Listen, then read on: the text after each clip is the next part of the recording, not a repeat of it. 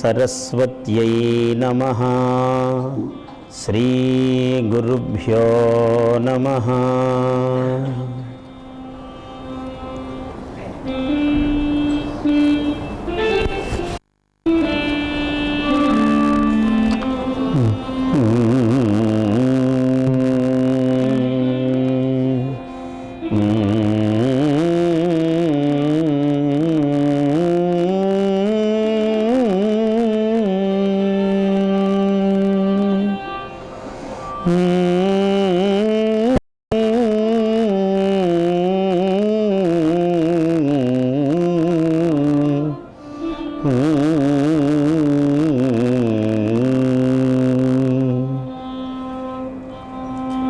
భీష్ముడు స్తుతించినాడు.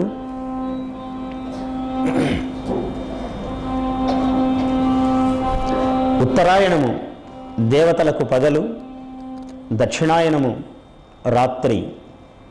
అందువల్ల దక్షిణాయనమునందే శరతల్పగతుడు అయినటువంటి భీష్ముడు ఉత్తరాయణము దాకా వేచి ఉండి, ఎందుకంటే భీష్ముడు తండ్రి చేత వరము పొందాడు.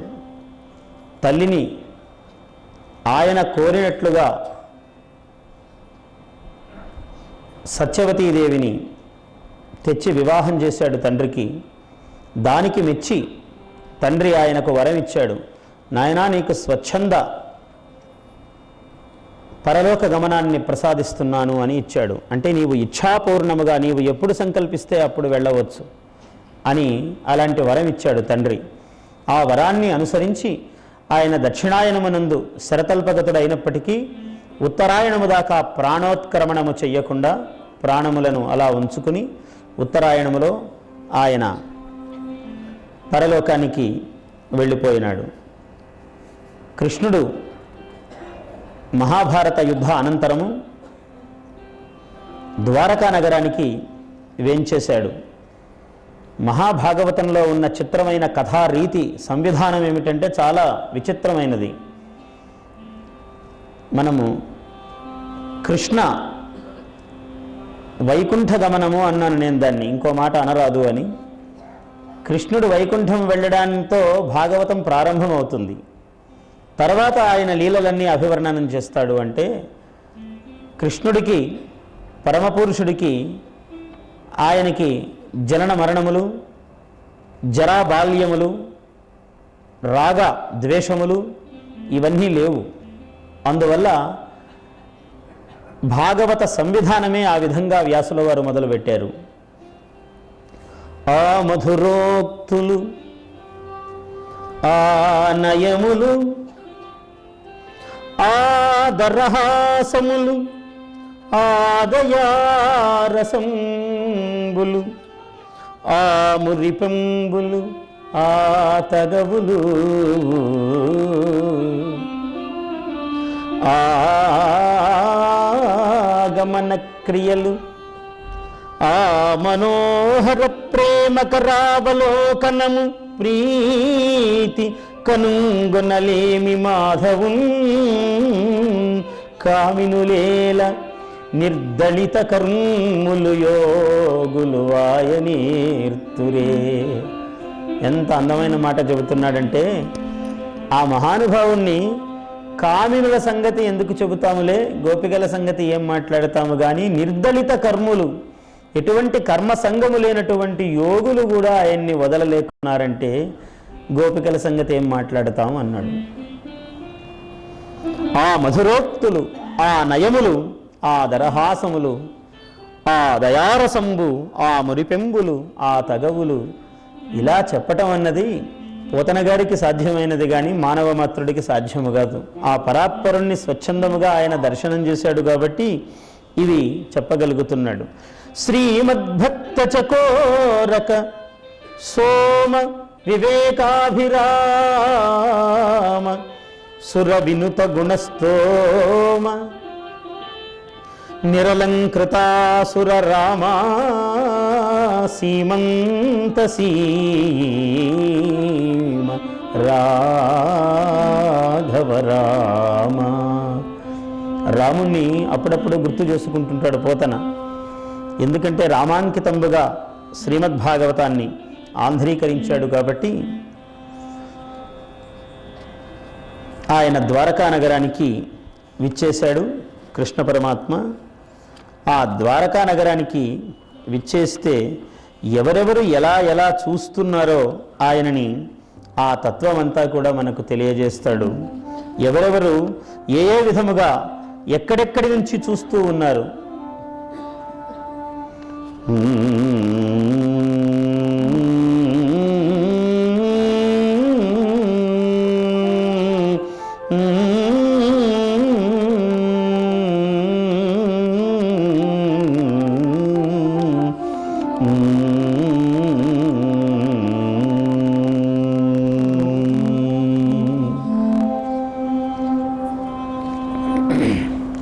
సిరిచాంచల్యముతోడిదయ్యు తనకున్ చిత్తేశ్వరుండంచు ఏ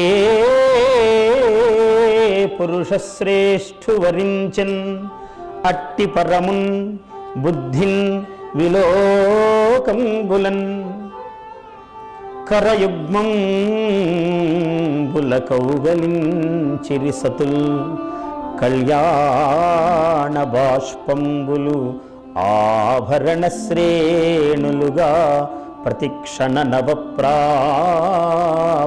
అనురాగంబులన్. శ్రీకృష్ణమూర్తిని అక్కడున్నటువంటి సతులందరూ కూడా ఏ విధంగా సంభావించినారో చెబుతున్నాడు. ఒక భామాభవనంబు మున్నుసర వేరొక్కర్తలోన్ కుందునో. ఒక భార్య ఇంటికి తాను వెళితే రెండవ ఆమెకు కోపం వస్తుందేమోనని ఒక భామాభవనంబు మున్నుసర వేరొక్కర్తలోన్ కుందునో. సుకరాలాపములాడదో సొలయునో సుప్రీతిని క్షింపదో. ఏమో ఎలా సంభావిస్తుందో, ఎలా అగౌరవపరుస్తుందో, ఎలా కోపగిస్తుందో అనుకుని ప్రకటాశ్చర్య విభూతి చొచ్చే బహురూపవ్యక్తుడై భార్గవ.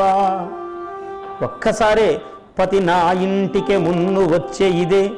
ఎవరికి వాళ్ళు కృష్ణుడు ముందు నా ఇంటికే వచ్చాడు అని ప్రతి గోపిక అనుకునేటట్లుగా ఆయన వ్యవహరించాడట. అందరినీ ఒక్కసారి అలరించినాడట. అంగనాం అంగనామంతరే మాధవో మాధవం మాధవం చాంతరేణ అంగనా. అంగనాం అంగనామంతరేణ మాధవో మాధవం మాధవం చాంతరేణ గోపిక ఇత్తమా కల్పితే గోపికా మండలే.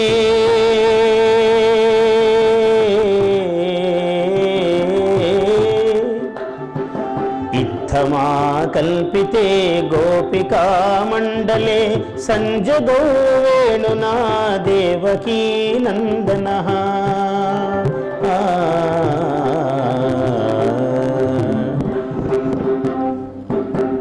ఒక గోపిక ఒక గోపిక మధ్యలో ఒక మాధవుడు, ఒక మాధవుడు ఒక మాధవుడు మధ్యలో ఒక గోపిక, ఇలా ఉన్నదట.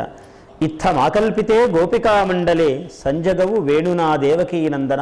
ఇందరి మధ్యలో మళ్ళీ వేణు స్వరధారి అయి స్వామి ఉన్నాడట మధ్యలో. అలాగా భామలందరినీ కూడా, అంటే ఏమి ఎవరు భామలు? మనమంతా భామలమే. స్వామి ఆయన ఒక్కడే పరమపురుషుడు. సకల జీవరాశి స్త్రీలు, పరమపురుషుడు మాత్రమే పురుషుడు.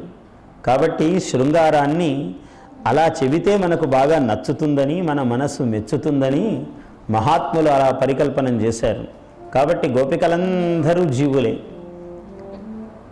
రామాయణంలో యజ్ఞం చెయ్యాలి రాముడు, సీతాదేవి దగ్గర లేదు. ధర్మపత్ని లేకపోతే యజ్ఞానికి అనర్హుడు ఏ పురుషుడైనా.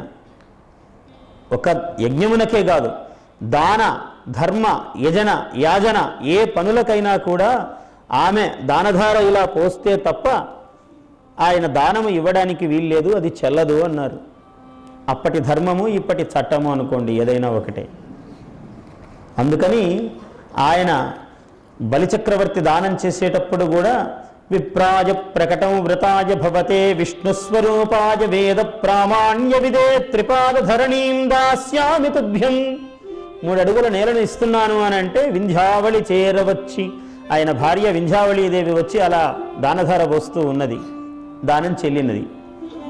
అలాగే దానం చెయ్యాలి, యజ్ఞం చెయ్యాలి అంటే భార్య ఉండాలి. మరి సమీపంలో లేదు కదా, ఏం చెయ్యాలని మునులను అడిగారు రాముల వారు. అడిగితే ఆమె ఎలా ఉంటుందో అంత ఎత్తు బంగారముతో సీతాదేవి గనక ఉంటే మీకు అనుమతి ఉన్నది యజ్ఞం చెయ్యడానికి అన్నారు. బాగానే ఉన్నది. రాముడికి ఏం కొదవ, చక్రవర్తి ఆయన. అంతటి సువర్ణమయమైన సీతను పక్కన పెట్టుకుని యజ్ఞం చేశాడు. యజ్ఞం అంతా అయిపోయినది. అవబృధ స్నానము అంటే యజ్ఞాంతంలో చేసే స్నానాన్ని అవబృధము అంటారు.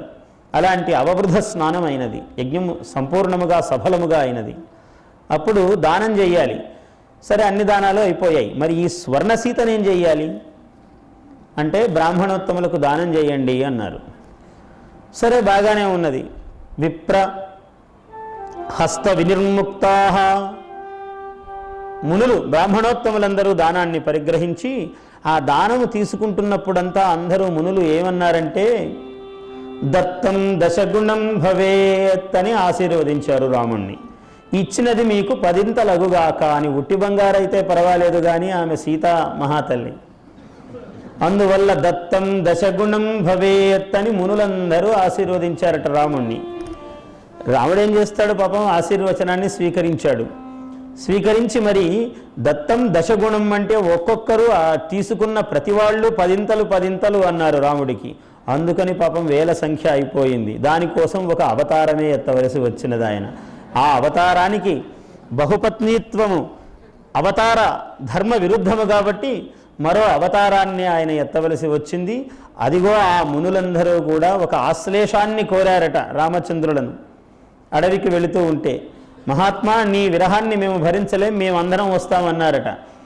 నేను అరణ్యాలకు పోవడం అనేది ఎలా అవుతుందయ్యా, మీరందరూ వస్తే మళ్ళీ అవి ఊళ్ళు నగరాలు అయిపోతాయి, ఇంతమంది జనము వచ్చేస్తే, అందువల్ల అలా వద్దు అన్నాడు.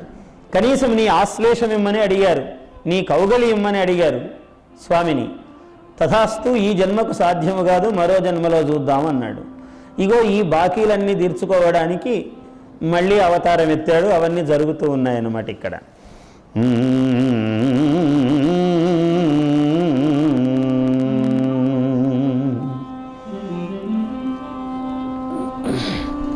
ఆయన ద్వారకా నగరానికి వేంచేశాడు.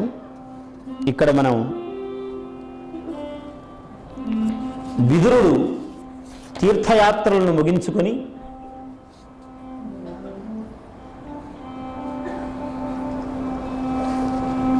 తీర్థయాత్రలు చేస్తూ విదురుడు ఉన్నాడు. అక్కడికి మైత్రేయుడు, మహానుభావుడు మైత్రేయుడు వేంచేశాడు. పాండవుల యొక్క యోగక్షేమాలన్నీ కూడా విదురుడు మైత్రేయుని ద్వారా అడిగి తెలుసుకున్నాడు. ఉద్ధవుని ద్వారా కుశల వార్తలన్నీ తెలుసుకున్నాడు. విదురుడు మైత్రేయుడు మాట్లాడుకుంటున్నారు.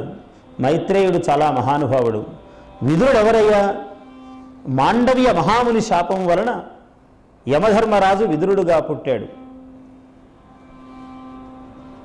మాండవ్యుడు అనే మహర్షి ఆయన అనేక సంవత్సరములు తపస్సులు చేసి ఒక నగరమునకు వెలుపల ఒక ఆశ్రమాన్ని నిర్మించుకుని అందులో మౌనవ్రతి అయి తపస్సు చేసుకుంటూ ఉన్నాడు.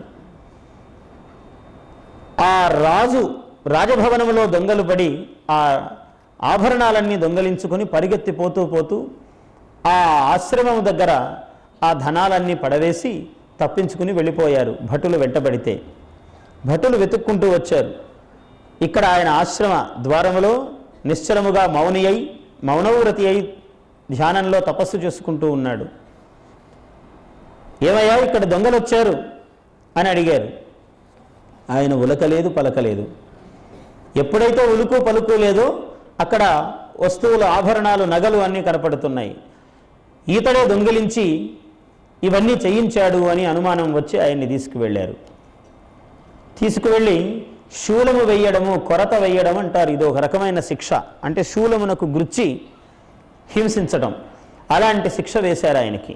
వేస్తే ఆ మహానుభావుడు బ్రహ్మానుసంధానములో ఉన్నాడు, పరమ మందహాస వదనుడై ఉన్నాడు. ఆయన ఎక్కడా ఏమీ క్లేశాన్ని పొందలేదు. మునులందరూ పక్షులై ఆకృతులను దాల్చి వచ్చారు. ఏం మహానుభావా, నీవింతటి వాడివే, నీకు కూడా ఇటువంటి దుస్థితి ఏమి అని అడిగారు. ఆయన ఒక్క నవ్వు నవ్వాడు. కృతాకృత శుభాశుభమైనటువంటి కర్మ ఎవనికైనా అనుభవించవలసినదే, వేరు మార్గము లేదని తెలియదా తత్వవేత్తలే మీరు నన్ను అడుగుతున్నారే అన్నాడు. ఈ సంభాషణమంతా భటులు విని రాజుకు వెళ్ళి చెప్పారు. అయ్యయ్యో ఎంత అపరాధం అయిపోయిందని రాజు చెంపలు వేసుకుని వచ్చి ఆయన్ని ఆ శిక్ష నుంచి తప్పించాడు. ఆ శూలము తీసివేశారు. అయితే ఆ శూలము తీసివేస్తే ఎక్కడో కొన్ని ముక్కలు ఆయనలో గుచ్చుకొని ఉన్నాయి, మొత్తము బయటికి రాలేదు. అని అన్నాడంటే ఇనుప ముక్క, అని మాండవ్యుడు అయ్యాడు ఆయన అప్పటి నుంచి. ఆయన ఒకసారి యమధర్మరాజు దగ్గరకు వెళ్ళాడు. వెళ్ళి ఆయన అడిగాడు, ఏమయ్యా నాకు ఇంతటి శిక్ష వేశావే, నేను బ్రహ్మవేత్తను, నాకు ఇట్లాంటి శిక్ష వేశావేమిటి అని అడిగాడు. అంటే మహాత్ములు తమకు తెలియనిది ఏమున్నది, మీరు మీ 14వ ఏట, మీకు 14 సంవత్సరముల వయస్సు ఉన్నప్పుడు తూనీగలను పట్టుకుని వాటికి సూదులు గుచ్చి దారాలు గట్టి ఇలా ఆడుకునేవారు ఒకప్పుడు. ఆ పాపము వల్ల మీకు ఇట్లాంటి శూలారోహణము వంటి శిక్ష అది మీకు ఏర్పడినది అన్నాడు. కోపం వచ్చింది మునికి. ఏమి యమధర్మరాజు అయ్యా నీకు సమత్వము తెలియదు, లోకాన్ని ఎలా పరిపాలించాలో తెలియదు. 14 సంవత్సరముల వయస్సులో ఉన్నవాడు ఎవడైనా చేసిన తప్పు అది తల్లిదండ్రులది, ఆ దేశము నేలే ప్రభువుది అవుతుంది, కానీ వాడిదవుతుందా దోషము? ఈ మాత్రము ధర్మ సూక్ష్మము తెలియకుండా శిక్షించావు కాబట్టి నీవు మా మర్త్యుడవై పుట్టు పో అని శపించాడు యముణ్ణి. చూసారా, యముడంతటి వాణ్ణి శపించగలగటం అంటే ఆ మహర్షి ఎంత గొప్పవాడు, అసలు తపస్సు ఎంత గొప్పది. అందువల్ల ఆయన విదురుడై పుట్టాడు. సకల ధర్మనీతి శాస్త్ర కోవిదుడై ఆ విదురుడు ఉన్నాడు. అలాంటి విదురుడు మైత్రేయునితో, మైత్రేయుడు కూడా సామాన్యుడు కాదు. ఈ మైత్రేయుడు ధృతరాష్ట్రునికి చెప్పాడు ఒకసారి, రాజా శ్రేయస్కరము కాదు, పాండవులను ఓడించటం సులభము కాదు, మీ కుమారులకు ముఖ్యంగా చెప్పండి, ధర్మము కాదు వాళ్ళని జయించలేరు, ఎందుకంటే యతో ధర్మ తతో జయ అన్నాడు. ఆ ధర్మస్వరూపుడైనటువంటి కృష్ణ పరమాత్మ అటువైపు ఉన్నాడు, అందువల్ల వాళ్ళని జయించటం సాధ్యము కాదు, మీ కుమారుణ్ణి కొంచెం దారిలో పెట్టండి అని చెప్పాడు. చెబితే ఈ విషయం దుర్యోధనుడు విన్నాడు పక్కన. వింటూ నీవు మాకు ధర్మ సూక్ష్మములు చెప్పేంతటి వాడివా అని ఇలాగ కాళ్ళు కదిలిస్తూ, చాలామందికి అలవాటు ఉంటుంది కుర్చీల్లో కూర్చుంటే ఇట్లా ఇట్లా ఇట్లా కదిలిస్తుంటారు కాళ్ళు. అంటే ఇవన్నీ ఈ లక్షణాలు ఉండకూడదు అని పెద్దలు ఎందుకు చెబుతారంటే వీటికి చాలా శాస్త్రీయమైన కారణాలు ఉన్నాయి, మామూలుగా మనకు తెలియవు ఇవన్నీ. కొందరు కూర్చుంటే ఊరికి కాళ్ళు ఇట్లా ఇట్లా ఊపుతుంటారు, ఏమైంది వీళ్ళకు పాపం ఏమైందో తెలియదు, అంతకుముందు బాగానే ఉంటారు, ఆ కూర్చోగానే ఇలా కాళ్ళు కదిలిస్తుంటారు. అందుకని అలాగ కాళ్ళు కదిలిస్తున్నాడట దుర్యోధనుడు. ఇలా తొడలు కదిలిస్తూ ఇట్లా ఇట్లా గేలి చేస్తూ నీవు కూడా మాకు ధర్మము చెప్పేవాడివా అన్నాడట. చూశాడు ఇలాగ ముని మైత్రేయుడు, చూసి తథాస్తు నీకు ఆ తొడలు ధ్వంసమైపోవుగాక అన్నాడు. నీకు యుద్ధరంగంలో నీకు ఆ తొడలు విరిగిపోతాయి అన్నాడు. అందుకని పెద్దల ముందు కానీ సభలో కానీ కాళ్ళు కదిలించటము, తొడలు కదిలించటము, ఇలా ఇలా చెయ్యటము, ఇట్లాంటివన్నీ ఊరికే ఇలా అనటము ఇట్లా అనటము, ఈ ఆవలింతలు కేరింతలు ఇవన్నీ కూడా చెయ్యకూడదు. అందుకని దీనికి ఇంత అంతరార్థం ఉన్నది. కేవలం కాళ్ళు కదిలించవద్దు అంటే ఊరికే చెప్పటము కాదు. కాకుంటే మనకేమిటంటే ఈ వెస్టర్నైజ్డ్ థింకింగ్ ఒకటి మొదలైంది. ప్రతిదానికి కూడా వై వాట్ వేర్ అని అడగటం అలవాటైపోయింది మనకు.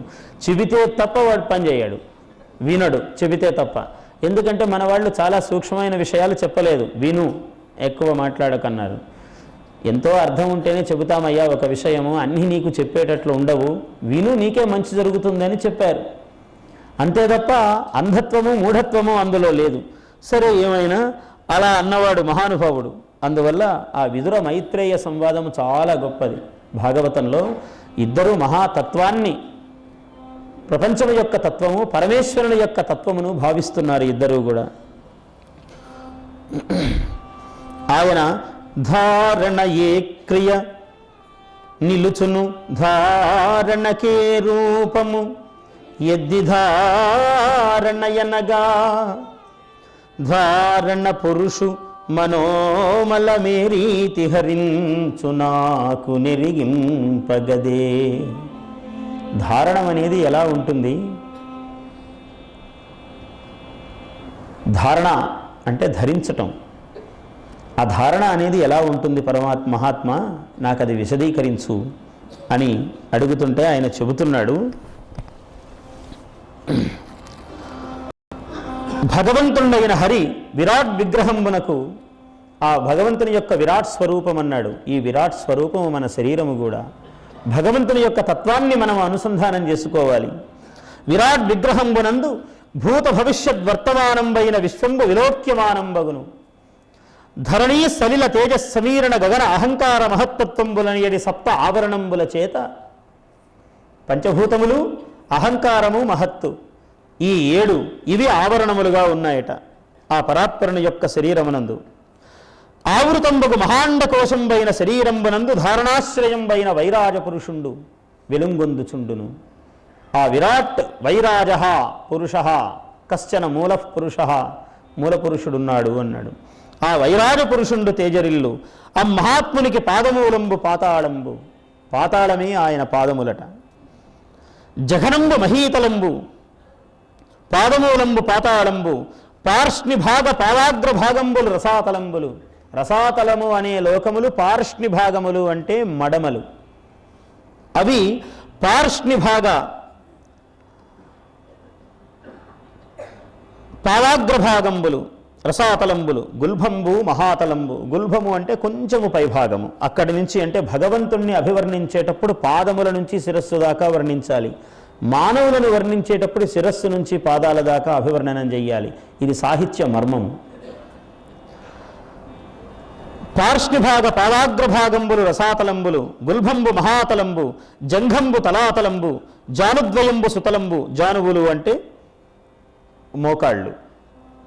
అందుకే ఆ జాను బాహువు అంటారు. అంటే మోకాళ్ళ దాకా పొడవుగా ఉన్నటువంటి చేతులు గల మహాపురుషుడు అని చెప్పడానికి జానువులు. జంఘంబు తలాతలంబు, జానుద్వయంబు సుతలంబు, ఊరువులు వితల అతలంబులు, జఘనంబు మహీతలంబు, నాభీ వివరంబు నభస్థలంబు. భగవంతుని యొక్క నాభి నభస్థలం అన్నాడు. నాభి నభస్థలంబు. వక్షంబు గ్రహ తారక ముఖర జ్యోతిస్ సమూహ సమేతంబగు నక్షత్రలోకంబు. ఆయన వక్షస్థలము ఈ గ్రహ తారక నక్షత్ర మండలీ సమేతమైనటువంటి ఈ ఆకాశ భాగము గగన భాగం అంతా కూడా ఆయన వక్షస్థలమట. ఊహించండి ఎంత దివ్యమైన భావనయో. ఏ మహర్షులు ఇంత సత్యాన్ని గ్రహించి మనకు చెప్పారు కాబట్టి చదువుకోవటమే వినటమే మనకు భాగ్యము తప్ప ఇది తెలిసే అవకాశము కూడా లేదు మరొకరికి. గ్రహతారక ముఖర జ్యోతిస్ సమూహ సమేతంబగు నక్షత్రలోకంబు. గ్రీవము మహర్లోకము, ముఖము జనలోకము, లలాటము తపోలోకము. అందుకని తపస్సు కూర్చునేవాడు, ఆలోచన చేసేవాడు ఇలా అంటాడు. ఎందుకంటే ఇది మూలం, ఫలభాగము. కాబట్టి లలాటంబు తపోలోకంబు, శీర్షంబులు సత్యలోకంబు, బాహుదండంబులు ఇంద్రాదులు, కర్ణంబులు దిశలు, శ్రవణేంద్రియంబు శబ్దంబు. శబ్దమే ఆయన శ్రవణేంద్రియము. శ్రవణేంద్రియంబు శబ్దంబు. నాసాపుటంబులు అశ్వనీ దేవతలు. అశ్వనీ దేవతలు ఆయన నాసాపుటము, ఈ 2 భాగాలు. ఘ్రాణేంద్రియంబు గంధంబు. ఘ్రాణము ఆ ఇంద్రియము యొక్క లక్షణము, మూలతత్వము. ఆ ఆకృతి కాదు, దాని యొక్క మూలతత్వాన్ని చెబుతూ ఉన్నాడు. ఘ్రాణేంద్రియంబు గంధంబు. ఇది ఘ్రాణము, ఘ్రాణ ఇంద్రియము, దీనిలో ఉన్న తత్వము, అది గంధము అన్నాడు. ఘ్రాణేంద్రియంబు గంధంబు. వదనంబు వన్హి. వదనంబు వన్హి. నేత్రంబులు అంతరిక్షంబు. చక్షురింద్రియములు సూర్యుండు. చక్షురింద్రియము సూర్యుండు. రేయింపవళ్ళు రెప్పలు. ఏ భావుకుడు, ఏ మహాకవి చెప్పగలడు ఇలాంటి మాటలు? రెప్పలు రేయింబవళ్ళు. ఘ్రాణేంద్రియంబు గంధంబు. వదనంబు వన్హి. నేత్రంబులు అంతరిక్షంబు. చక్షురింద్రియము సూర్యుండు. రేయింబవళ్ళు రెప్పలు. భ్రూయుగ్మ విజృంభణంబు బ్రహ్మపదంబు. తాలువులు జలంబు. జిహ్వేంద్రియంబు రసంబు. భాషణంబులు సకల వేదంబులు. దంష్ట్రలు దండధరుడు అంటే యముడు. ఆయన దంష్ట్రలు, ఆయన కోరలే యముడట. దంష్ట్రలు దండధరుండు. దంతంబులు పుత్రాది స్నేహ కళలు. నవ్వితే ఇలాగ తళతళతళ మెరిసి ఆకర్షిస్తుంది ఏమిటి అంటే పుత్రులు, మిత్రులు, బంధువులు, వీళ్ళే ఆకర్షణ మానవుడికి. కాబట్టి దంతంబులు పుత్రాది స్నేహ కళలు నగవులు జనోన్మాదకారిణ్యగు మాయ. ఎంత అద్భుతంగా అన్నాడో చూడండి. అందుకనే కృష్ణ పరమాత్మ రాముణ్ణి చెప్పేటప్పుడు ఏం చెబుతాడంటే స్మితపూర్వాభిభాషి అన్నాడు రాముణ్ణి రామాయణంలో. ఏ మాట మాట్లాడడానికైనా ముందు చిరునవ్వు చిందిస్తాడట రాముడు. ఆ చిరునవ్వు ఎప్పుడైతే రాముడు చిరునవ్వు ఒలికాడో అసలు ఆయన ఏం మాట్లాడతాడో మర్చిపోతాడు ముందే. కృష్ణుడు మాట మాట్లాడిన పిమ్మట నవ్వుతాడట జగన్మోహనముగా. ఏం మాట్లాడాడో మర్చిపోతాడు చూస్తున్నవాడు. అది మాయ అన్నాడు నవ్వు. ఎంత గొప్పగా చెప్పాడు చూడండి. నగవులు జనోన్మాదకారిణియగు మాయ, కటాక్షంబులు దురంత సంసర్గంబులు, పెదవులు వ్రీడా లోభములు. ఒకటి వ్రీడా ఒకటి లోభము అట ఈ రెండు పెదవులు. వ్రీడా అంటే సిగ్గు, లోభము అంటే మనది కానిది మనది కావాలి అనే ఆశ. కాబట్టి వ్రీడా లోభంబులు పెదవులు, స్తనములు ధర్మంబులు, వెన్ను అధర్మ మార్గంబు, మేఢ్రంబు ప్రజాపతి, వృషణంబులు మిత్రావరణులు, జఠరంబు సముద్రంబులు, శల్య సంఘంబులు గిరులు. మొత్తం ఉన్నటువంటి కొండలు ఇవన్నీ కూడా ఆయన యొక్క అస్థికలు అట, ఎముకలు. శల్య సంఘంబులు గిరులు, నాడీ నిబహంబులు నదులు, తనూరుహంబులు తరువులు, నిశ్వాసంబులు వాయువులు, కాలంబు గమనంబు, కర్మంబులు నానావిధ జంతు సన్నివహ సంవృత సంసరణములు, శిరోజంబులు మేఘంబులు, కట్టు పుట్టంబులు సంధ్యలు, హృదయంబు ప్రధానంబు, సర్వ వికారంబులకు ఆశ్రయభూతంబైన మనము చంద్రుడు. చంద్రమా మనసో జాతః చక్షో సూర్యో అజాయత, ముఖాదింద్రశ్చాగ్నిశ్చ ప్రాణాద్వాయురజాయత, నాభ్యా ఆసీదంతరిక్షం శీర్ష్ణోద్యౌ సమవర్తతాం, పద్భ్యాం భూమి దిశశ్రోత్రాత్ అన్నాడు. వేదంలో భగవంతుని యొక్క విరాట్ స్వరూపుణ్ణి అభివర్ణనం చేశాడు. ఇంత గొప్ప విషయాలు చెబితే మనం పట్టించుకోకుండా బ్రాహ్మణోస్య ముఖమాసీత్ బాహురాజన్యః కృతః ఊరు తదస్య యద్వైశ్యః పద్భ్యాం శూద్రో అజాయత చంద్రమా మనసో జాతః ఇలా చెప్పాడు. అంటే ఆయా ధర్మములు, శూద్ర ధర్మములు ఎవరు అవలంబిస్తే శూద్రుడు, బ్రాహ్మణ ధర్మమును ఎవరు అవలంబిస్తే బ్రాహ్మణుడు. ఇలాగ లోకోపకారం కోసం మహాత్ములు, ఆ ఋషులు స్వయంగా ఏర్పడినటువంటి వేదములను దర్శనము చేసి ఆ ఉన్నవి చెప్పారు. కానీ మనం సమాజంలో ఒకరి యందు ఒకరు ద్వేషములు పెంచుకోవడానికి కాదు, మనకు అర్థం అయ్యి కాక. అందుకే బిభేతి అల్పశ్రుతాత్ వేద అన్నాడు. కొంచెం తెలిసిన వాడిని చూస్తే వేదము గడగడగడ వణికిపోతుందంట, అమ్మో వీడు నన్ను ఏమైనా చేయగలడు అని. ఎందుకంటే వాడికి దోచిన అర్థం వాడు చెబుతాడు. అందుకని పాపం తన ఏ అర్థము కలిగి ఉన్నదో వేదము ఆ అర్థము లోకానికి తెలియనియ్యడు వీడు మధ్యలో ఉండి. అందువల్ల ఈ ప్రమాదము జరుగుతుందని వేదం అలాంటి వాడిని చూస్తే వణుకుతుందట. బిభేతి అల్పశ్రుతాత్ వేద అన్నాడు. కాబట్టి వేదములు పరమేశ్వరుని యొక్క నిశ్వాసములు, ఉచ్ఛ్వాస నిశ్వాసములు వేదములు. అటువంటి వాటికి మలినము మనము ఆపాదించరాదు. మన మనస్సులు మలినములు, మన మలినమునే పోగొట్టుకోవాలి వాటిని చూసి. కాబట్టి సమాజము సర్వ కళ్యాణ శోభితముగా ఉండడానికి, అందరిలో మహాత్ముడు పరమేశ్వరుణ్ణి దర్శనం చెయ్యడానికి ఇటువంటి జ్ఞాన కోశాన్ని మనకు మహర్షులు, తత్వవేత్తలు అందజేశారు. ఎక్కడ ఈర్ష్య, రాగ, ద్వేషము, ఎవరి యందు అసూయ ఇవి ఏవీ లేశము కూడా కలగడానికి కాదు. అవి ఉంటే సమసిపోవడానికి ఇటువంటి వాంగ్మయ ప్రపంచము ఉద్భవించినది మనకు. అహంకారంబు రుద్రుండు, హృదయంబు ప్రధానంబు, సర్వ వికారంబులకు ఆశ్రయభూతంబైన మనంబు చంద్రుడు, చిత్తంబు మహత్తత్వము, అహంకారంబు రుద్రుండు, అశ్వతరి ఉష్ట్ర గజంబులు నఖంబులు, కటిప్రదేశంబు పశు మృగాదులు, విచిత్రములైన ఆలాప నైపుణ్యంబులు పక్షులు, బుద్ధి మనువు, నివాసము పురుషుడు, షడ్జాములైన స్వర విశేషంబులు, గంధర్వ విద్యాధర సిద్ధచారణ అప్సర సమూహంబులు, స్మృతి ప్రహ్లాదుడు. ఇంత అద్భుతంగా చెబుతున్నాడు. అందుకని విదుర మైత్రేయ సంవాదము చాలా గొప్ప ఘట్టము. ఇందులో మనము తెలుసుకోవలసినది మహాద్భుతమైనటువంటివి ఈ ఘట్టాలు. శ్రీమద్భక్త చకోరక సోమ వివేకాభిరామ సుర వినుత గుణస్తోమ నిరలంకృతాసుర రామా సీమంత సీమ రాఘవ రామా.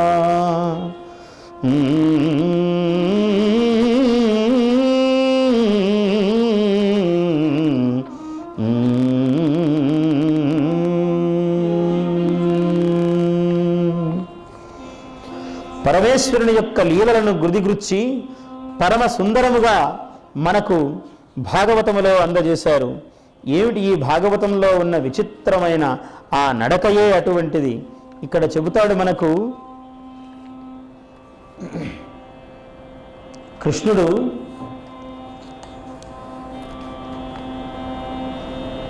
వైకుంఠమునకు వెడలిపోయినాడు. ఆ కృష్ణుని యొక్క వైకుంఠ గమనాన్ని చాలా మహాద్భుతంగా వర్ణిస్తాడు. ఏమిటి ఆయన వైకుంఠ గమనము, ఆయన వెళ్ళిపోవటము అనేది ఎంత బాధాకరమైనది. అయితే స్వామి వెళ్ళిపోయాడు అంటే మరి ఈ లోకం ఎలా ఉన్నది? సకల లోకములకు ప్రాణధారణము చేస్తున్నటువంటి మహానుభావుడు కదా. హరిచూడన్నరుడేగినాడు. ఏమంటావు కృష్ణ నిర్యాణం? ఏం ఇస్తున్నావు? ఇంకేం వేరే దుఃఖం ఇది. శివరంజని ఇవ్వు.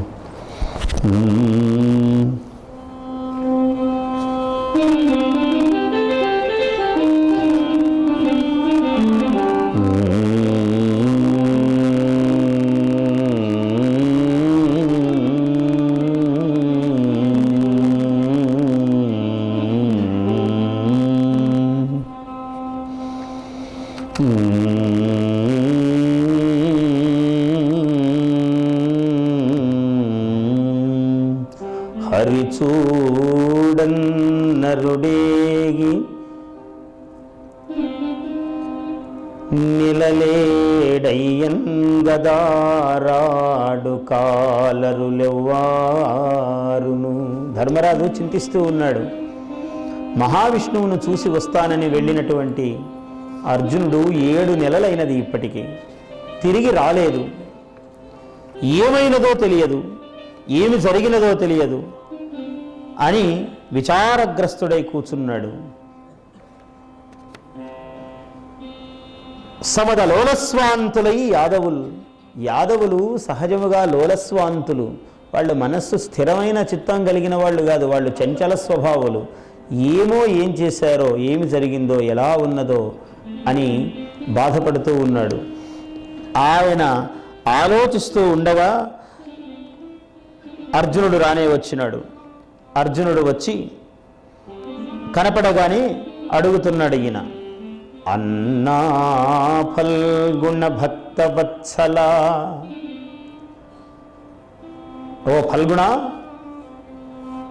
అన్నా ఫల్గుణ భక్త వత్సలుడు బ్రహ్మణ్యుండు గోవిందుడు ఆపన్నానీక శరణ్యుడీశ్వరుడు జగద్భద్రానుసంధాయి శ్రీమన్నవ్యాంబుజపత్రనేత్రుడు సుభద్రా మధ్యపీఠం గునందున్నాడా.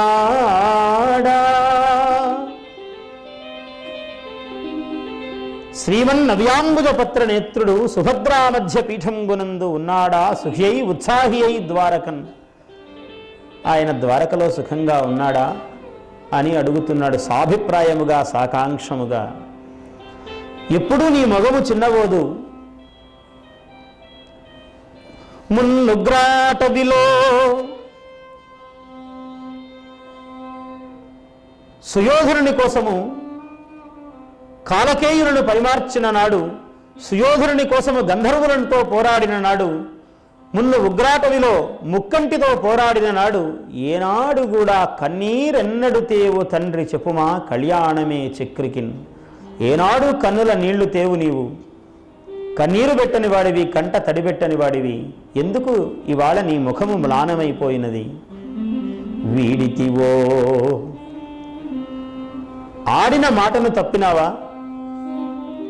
లేక బాల వృద్ధులు వెలిగా కుడిచితివో, బాలుడు స్త్రీలు ఉండగా వాళ్ళందరినీ వదిలిపెట్టి ముందు మన కడుపుకు మనము చూసుకోరాదన్నాడు ధర్మశాస్త్రం. కాబట్టి అలా చేశావా? ఎందుకో నీ ముఖము మ్లానమైనది, తేజోహీనమైనది. ఆడిన మాట ఎవరికైనా మాట ఇచ్చి నెరవేర్చలేకపోయావా? వాగ్దాన భంగం అన్నది తేజోహీనానికి కారణం అన్నాడు. మాట ఇస్తే దాన్ని నిలుపుకోవాలి అన్నాడు, లేకుంటే మాట ఇవ్వనే వద్దు. కాబట్టి ఈరోజు చేశావు నీవు, ఏం చేస్తే ఇలా ముఖం మ్లానమైనది, నీకు తేజస్విగా లేవు అని అడిగితే ఆయన చెప్తున్నాడు, ఏం చెప్పగలను నేను? చాలా డగ్గుత్తికతో మాట్లాడలేక, బదులీయలేక, అన్నకు సమాధానం చెప్పలేక చెబుతున్నాడు. మనసారథి మన సచివుడు మననీయము.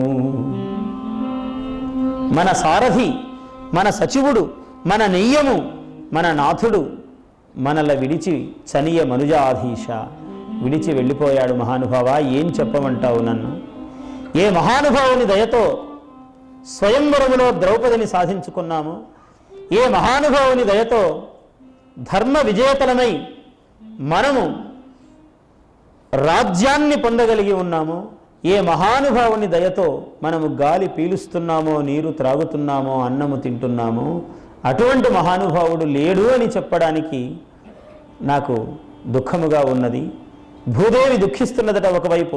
యవ పద్మాంకుశ చక్రచాప ఝష రేఖాతంబైన మాధవుపాదద్వయి. ఇంక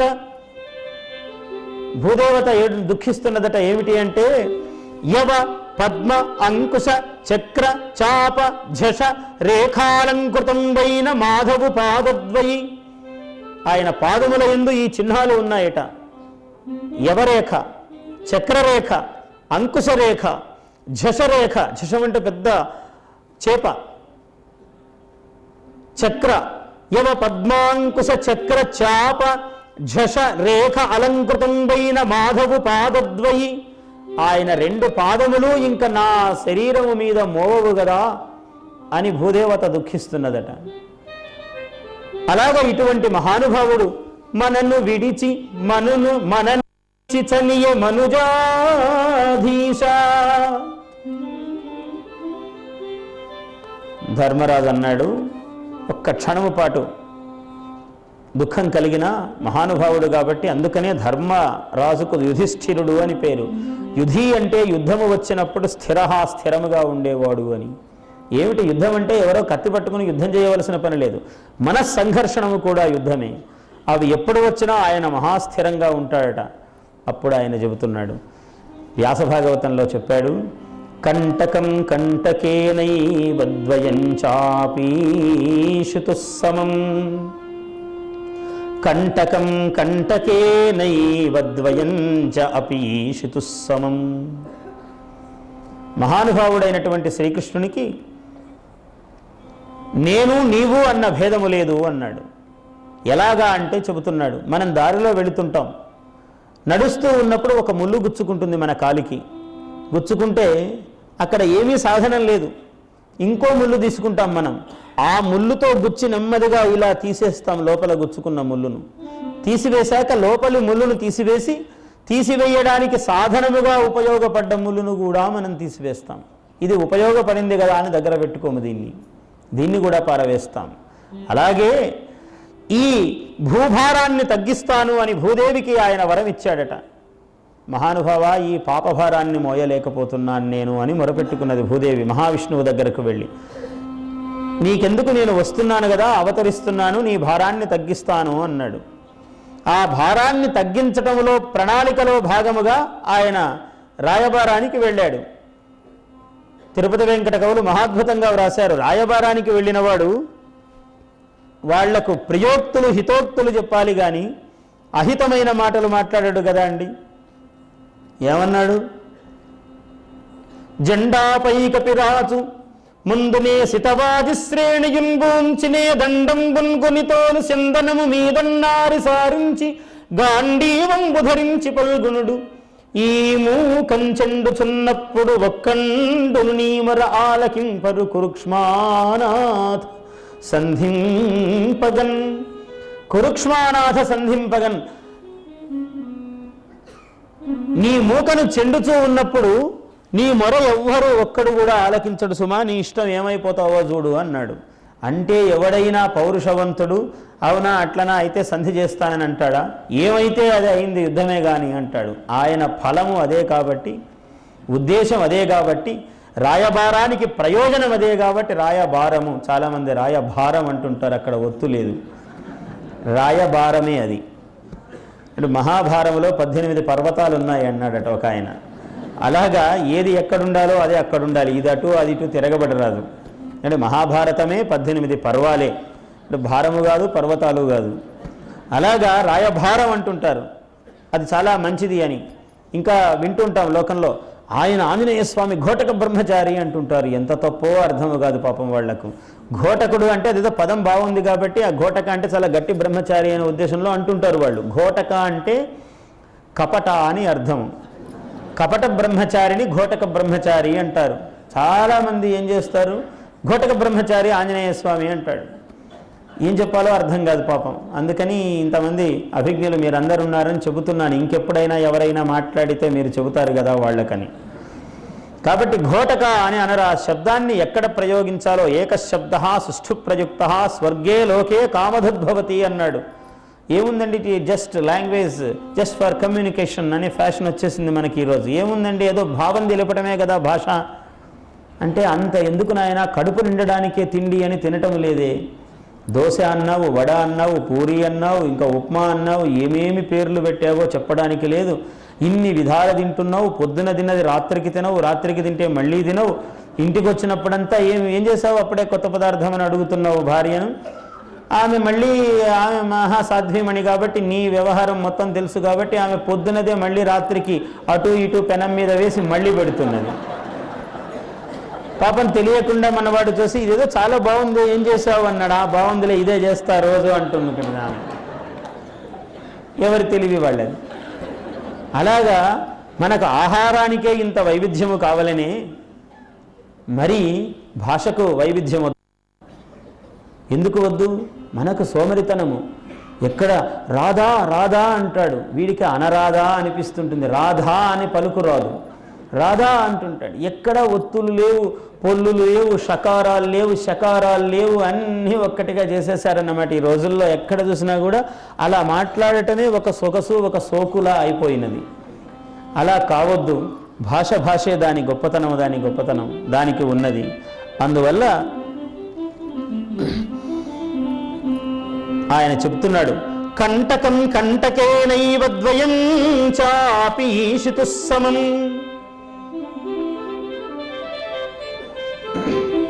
ఒక ముళ్ళును ముళ్ళుతో ఎలా తీసేస్తాడో ఆయన ఈ లోకములో భూభారము కలిగిస్తున్నటువంటి జనావళి అనేటువంటి కంటకములు, జనములు, ప్రాణులు అనే కంటకములు ఏవైతే ఉన్నాయో ఈ కంటకములను ఉద్ధరించడం అంటే తీసివేయడం, పైకి తీయడం. అలా ఉద్ధరించటం అనే నెపముతో, కంటకోద్ధరణము అనే నెపముతో ఎలా చేయాలి, తాను కూడా ఒక కంటకమై వచ్చాడు.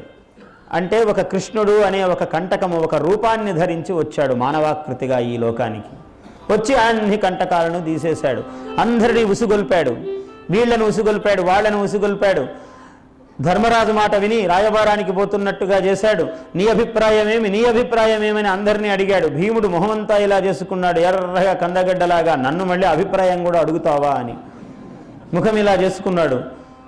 నాకు అవకాశం ఇస్తే ఒక్క గదాఘాతముతో మొత్తం సర్వ సైన్యాన్ని నుగ్గు చేసేస్తాను, అటువంటి నన్ను మళ్ళీ రాయబారంలో ఏం చెప్పమంటావని అడుగుతావా అని భీముడు కోపం చేసుకునేటట్లుగా చేశాడు. ఆయనకి ఇష్టం అదే కాబట్టి అందరినీ అలా అలా అలా సర్వసన్నద్ధము చేశాడు తన ప్రణాళికకు అనుకూలముగా. కాబట్టి ఆయనకు ఆ కంటకములన్నీ తీసేశాడు. తీసివేసిన తరువాత తాను కూడా కంటకమే కాబట్టి ఈ శరీరాన్ని వదిలేశాడు ఆయన. అంతేగాని ఆయనకు ఇది అది అన్న భేదము లేదు అన్నాడు. దుర్భగోబత లోకోయం యదవో నితరామపి ఏ సంవసంతోపి నవిదు హరిం మీనాయువోడుపం. వ్యాసుడు అంటాడు ఒక చోట, దుర్భగోబత లోకోయం, ఈ లోకము ఎంత దౌర్భాగ్యదుష్టమైనది. ఈ యదవో నితరామపి, ఈ యాదవులు మరీను అన్నాడు. ఎందుకయ్యా అంత నీకు విసుగు యాదవుల మీద అంటే, ఏ సంవసంతోపి నవిదుహు, అంత అదృష్టం ఇంకెవరికి లేదయ్యా, మరి యాదవులకున్నంత అదృష్టము. వాళ్ళు ఆయనతో కలిసి పాడుతున్నారు, కలిసి నడుస్తున్నారు, కలిసి తిరుగుతున్నారు, కలిసి తింటున్నారు.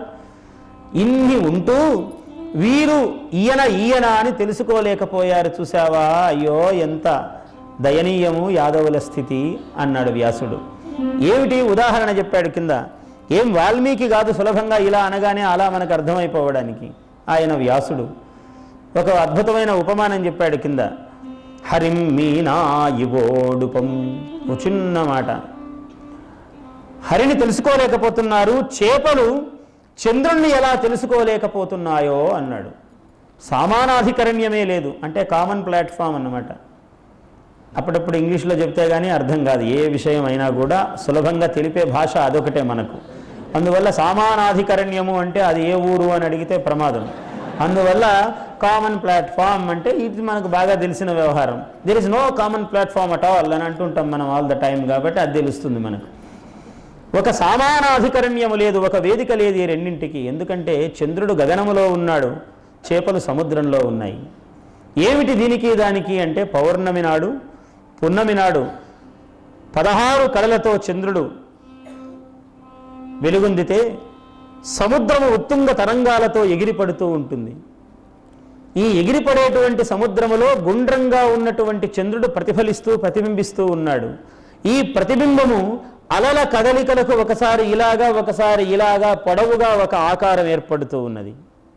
ఇలా ఆకారం ఏర్పడుతూ ఉన్నది. చంద్రుడు గుండ్రంగా ఉంటే గుండ్రంగా కనపడటం లేదు నీళ్లలో, ఎందుకంటే అలలు కదులుతున్నాయి కాబట్టి.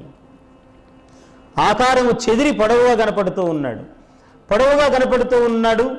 ఆ నీడ మెరుస్తున్నది, చేపలు తాము మెరుస్తున్నాయి. ఆ నీడ కదులుతున్నది, చేపలు తాము కదులుతున్నాయి. కాబట్టి ఆ బొమ్మను ప్రతిబింబాన్ని చూసి, తెల్లగా మెరుస్తున్నటువంటి ప్రతిబింబము, కదులుతున్నటువంటి ప్రతిబింబము, తమ వలనే ఆకారము కలిగినటువంటి ప్రతిబింబమును చూచి చేపలు అనుకుంటున్నాయట, ఇది కూడా మనలాంటి ఒక చేపే అనుకుంటున్నాయట. వ్యాస హృదయము ఎంత గహనమో చూడండి. ఆకాశములో ఉన్న చంద్రుడు పున్నమి నాడు గుండ్రంగా ఉన్నప్పటికీ ఆయన నీటిలో ప్రతిఫలించేటప్పుడు ఇలా ఇలా పొడవుగా ఆకారము దాల్చటం వలన అది కూడా కదులుతున్నది. చేపల వలనే నీడ కూడా కదులుతున్నది, ఆకారము కూడా. కాబట్టి తమ వంటి ఒక చేపేని ఎక్కుతున్నాయి, తొక్కుతున్నాయి, నిక్కుతున్నాయి, కానీ ఎక్కడా అంటటం లేదు ఆ ప్రతిబింబము. అలాగే యాదవులందరూ కూడా కలిసి పాడుతున్నారు, కలిసి తిరుగుతున్నారు, తింటున్నారు, అందరితో అన్ని చేస్తున్నాడు ఆయన, కానీ ఎవ్వరికీ ఎక్కడా అంటటము లేదు. అది కృష్ణుని యొక్క లీల. అందువల్ల అసలు బింబము నారాయణమూర్తి, ఈయన ప్రతిబింబము ఇక్కడ ఉన్నవాడు అని యాదవులు గ్రహించలేకపోతున్నారు సుమా. ఇటువంటి గ్రహించలేనటువంటి యాదవులు అయ్యో అని అంటున్నాడు.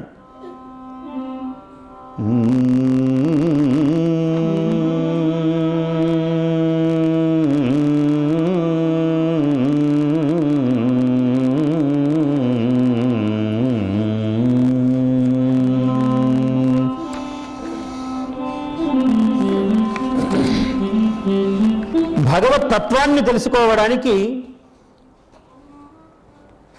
కొందరు మహాత్ములకు మాత్రమే ఈ తత్వం సంపూర్ణంగా తెలుసయ్యా అన్నారు. మీకు నారదుడు అంటే చెప్పాను.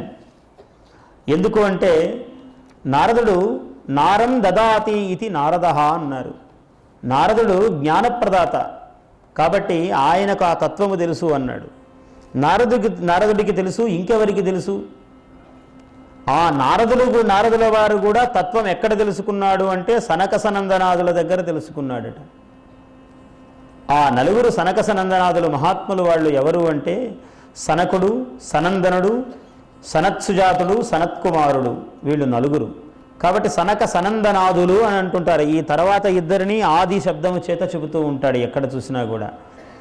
వీళ్ళు వీత రాగద్వేషులు, నిరంతరము మహావిష్ణు సన్నిధిలో ఉండేటువంటి మహాత్ములు వీళ్ళు. వీళ్ళకి ఇప్పుడు వెళ్ళవచ్చు, ఇప్పుడు వెళ్ళకూడదన్న నియమ నిబంధనలు లేవు వాళ్లకు, దానికి అతీతులు. అటువంటి ఈ నలుగురు మహాత్ములు మరకతరత్న తోరణ సమంచిత కుడ్యకవాట గేహళీ విరచిత కక్ష షట్క మరవింద దళాక్ష విలోకనోత్సవ ఆదరమతి అన్యముంగనక దాటి అనంతర కక్షయందు ఇద్దరును తదీయ పాలురనుదార సమాన వయో విశేషులు. ఈ ఇద్దరు వైకుంఠ ద్వారముల దగ్గరికి వెళ్ళాట చూడటానికి. వర వైకుంఠము సారసాకరము, ఆ వైకుంఠం ఎలా ఉన్నదో మహాద్భుతంగా వర్ణిస్తున్నాడు. వర వైకుంఠము సారసాకరము దివ్య స్వర్ణశాలాంక గోపుర హర్యావృతమైన తద్భవనము అంభోజంబు. వైకుంఠమంతా కూడా ఒక కొలను అట, సరస్సు. ఆ సరస్సులో ఆ విష్ణుదేవుని యొక్క భవనము అది పద్మమన్నాడు. ఎటువంటిది? దివ్య స్వర్ణశాలాంక గోపుర హర్యావృతమైన తద్భవనము అంభోజంబు. తన్మందిరాంతర విభ్రాజిత భోగి కర్ణిక, ఆ మందిరాంతరమునందు విభ్రాజిత భోగి అది కర్ణిక. తదుజ్జద్భోగ పర్యంకమందు ఇరవందన్ వసించు మాధవుడు తాను ఏ పారు భృంగాకృతిన్. స్వామి తుమ్మెద వంటి వాడు, నల్లగా ఉన్నాడు కదా, అందుకని ఇంత వైకుంఠాన్ని సరస్సుగా చేశాడు. ఆ భవనాన్ని పద్మమన్నాడు, అందులో ఉన్నటువంటి ఆ మధ్య భాగాన్ని కర్ణిక అన్నాడు. ఆ పైన ఉన్నటువంటి మహానుభావుడే తుమ్మెద, ఆయనే శ్రీకృష్ణుడు అని, మహానుభావుడు మహావిష్ణువు అన్నాడు. మరియు సరోరుహోదరుని మంగళ దివ్య కథానులాప నిర్భర పరితోష బాష్పకన బంధుర చారకపోల గద్గద స్వర పులకీకృతాంగులై.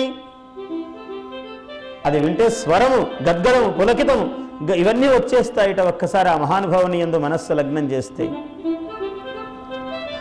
మరియు సరోరుహోదరుని మంగళ దివ్య కథానులాప నిర్భర పరితోష బాష్పకన బంధుర చారు కపోల గద్గద స్వర పులకీకృతాంగులగు వారును నిస్పృహ చిత్తులు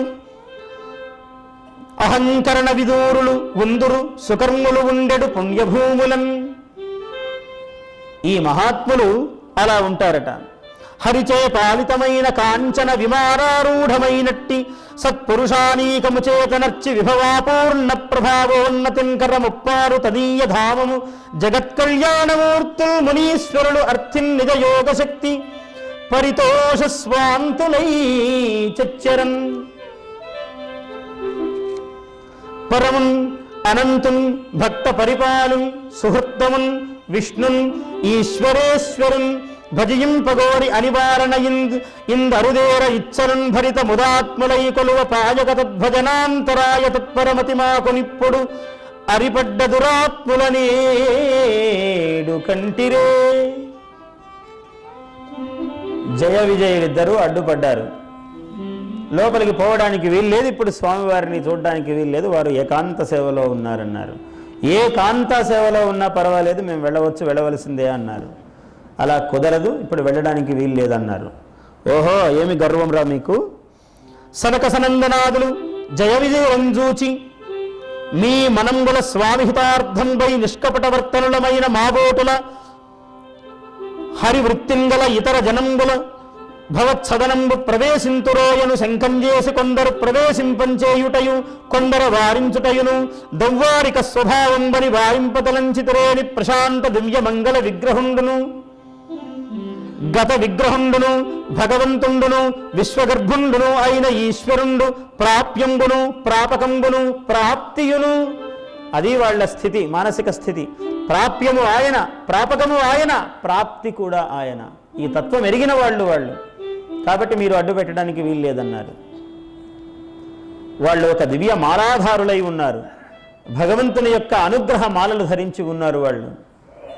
వాళ్లకు ఏ సమయంలోనైనా భగవంతుడితో వీళ్లకు ఉన్నటువంటి విచిత్రమైన ఒక గొప్ప లక్షణం ఏమిటి అంటే, వీళ్ళెప్పుడూ కూడా కౌమార వయస్సులో ఉండేవారట.